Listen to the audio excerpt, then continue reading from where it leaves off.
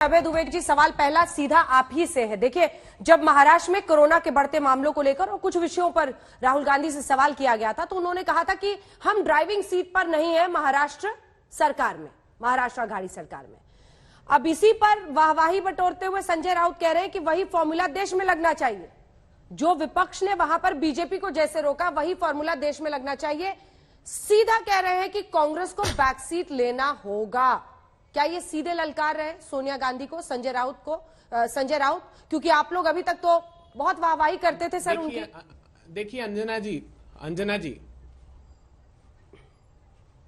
नहीं, देखिए वो यूपीए का हिस्सा नहीं है और मैंने कहा कि सभी को अभिव्यक्ति की आजादी है।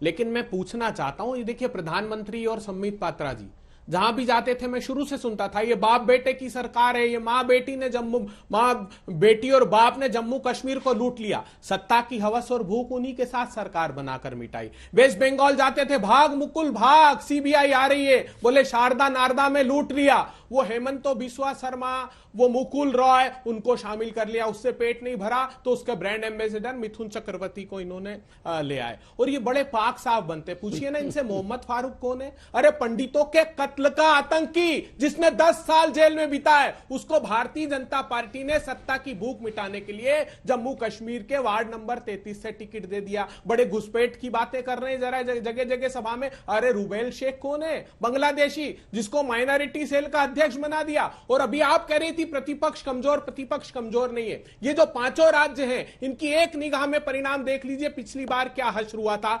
तमिलनाडु में 234 सीटें लड़ी थी भारतीय जनता पार्टी, 0 आई थी। वेस्ट बंगाल में 291 लड़ी, 3 आई। पुदुचेरी में 30 लड़ी, 0 आई। केरला में 98 लड़ी, 1 सीट सिर्फ इनको आई। तो ये हतप्रभ कर देने वाली बात है। भारतीय जनता पार्टी हार की कगार पर आकर खड़ी हो गई है और कांग्रेस पार्टी दृढ़ता से मुकाबला कर रही है और सारे आपकी नफरत की पॉलिटिक्स को लोग नकार रहे हैं। आपका सफाया हो रहा है संबित पात्रा जी, ऐसा अभय दुबे जी का कहना है। वैसे अभय दुबे जी का कहना है, मगर शिवसेना के संजय राउत जी का तो कहना है कि एक्सेप्टेंस ही नहीं है और इनका एक्टिवेशन भी नहीं है और इसलिए अगर भारत में मोदी जी को किसी प्रकार से भी रोकना है तो उसके कारण शरद पवार जी को लाना पड़ेगा। उनका तो वो कहना है। यहां तो सबकी अपनी अपनी डफली, अपना अपना राग है। बहरहाल ये इनका विषय है। मैं यहां पूछना चाहता हूं, आप बताइए, ये अभिव्यक्ति की आजादी, सचिन पायलट के खिलाफ कोई कहे तो वो उनकी अभिव्यक्ति की आजादी, राहुल गांधी के खिलाफ इन्हीं की G23 सवाल पूछे तो वो अभिव्यक्ति की आजादी, यहां पर एक दूसरे के जो घटक दल हैं यूपीए के, वो एक दूसरे के खिलाफ लड़े तो वो अभिव्यक्ति की आजादी। मैं महादेव से प्रार्थना करता हूं, हे महादेव, ये कांग्रेस और ये यूपीए को और ज्यादा अभिव्यक्ति की आजादी दो। ऐसा भी दिन हम सबको देखने को मिले कि अभिव्यक्ति की आजादी। अंजना जी, मैं इनको रिक्वेस्ट करूंगा, बोल रहे थे तो किसी ने आपको नहीं टोका। थोड़ा सा संयम आप भी बरते दुबे जी, थोड़ा सा संयम बरते। आपके बीच में किसी ने नहीं बोला, प्लीज जी। देखिए अंजना जी, मैं ईश्वर से प्रार्थना करता हूं कांग्रेस पार्टी और यूपी में और ज्यादा अभिव्यक्ति की आजादी आए। ऐसा दिन भी हम सब देखें कि सड़क के बीच में सिर पटवल हो रहा हो, G23 के नेता और ये राहुल गांधी के नेता, ये सारे लोग आपस में लड़ रहे हो, बिल्कुल घसीट घसीट के एक दूसरे का पुतला फूंक रहे हो, जैसे अभी गुलाम नबी जी का पुतला फेंका। हमें क्या है? आप करिए ना, अभिव्यक्ति की आजादी करिए, शरद पवार जी को लेके आइए। और अभी कोई कह रहा था शरद पवार जी सबसे बड़े नेता हैं, उनसे हो जाएगा।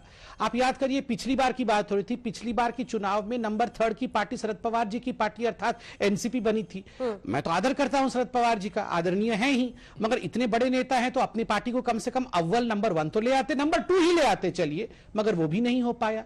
देखिए, कौन बड़ा नेता है कौन छोटा नेता है, ये जनता तय करता है। और जो ये कांग्रेस के प्रवक्ता बार बार कह रहे हैं कि देश लूट गया, देश खराब हो गया, सब कुछ बर्बाद हो गया, भाई साहब इतनी खराब स्थिति है तो आपका होमवर्क भी हम करके आएंगे क्या? आप लोग जनता को जागरूक क्यों नहीं करते हो? आप लोग जनता को जगाओ ना कि देश लुट गया है।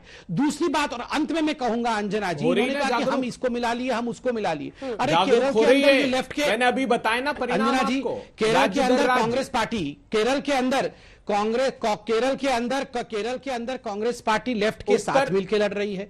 बंगाल में मतलब केरल के अंदर उत्तर प्रदेश के अलावा एक राज्य बिना दो चुनौती देता हूं, केरल के जहां ठीक ऑपोजिट यहाँ पर लेफ्ट के साथ लड़ रही है। आप बताइए इससे ज्यादा कॉन्ट्राडिक्टरी कुछ हो सकता है क्या? इससे ज्यादा कॉन्ट्राडिक्टरी कुछ हो सकता है? एक राज्य में साथ में लड़ रहे हैं, दूसरे राज्य में आप खिलाफ लड़ रहे हैं। राहुल गांधी जी बंगाल नहीं जा रहे प्रचार के लिए, यही वजह है। कहां से आएंगे बंगाल?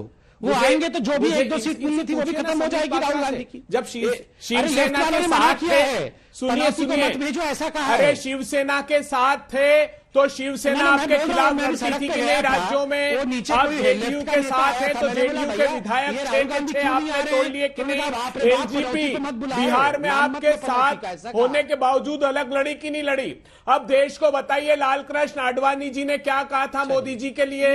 आडवाणी जी ने कहा था कि निजी हित साधने के लिए नरेंद्र मोदी जैसा काम करके आंख फाड़ करके क्यों बोलते? आप बताइए, मुरली मनोहर जोशी जी ने क्या कहा नरेंद्र मोदी जी के लिए कि विद्यार्थी ने कोई काम पढ़ाई नहीं की तो मैं नंबर कैसे दे दूं?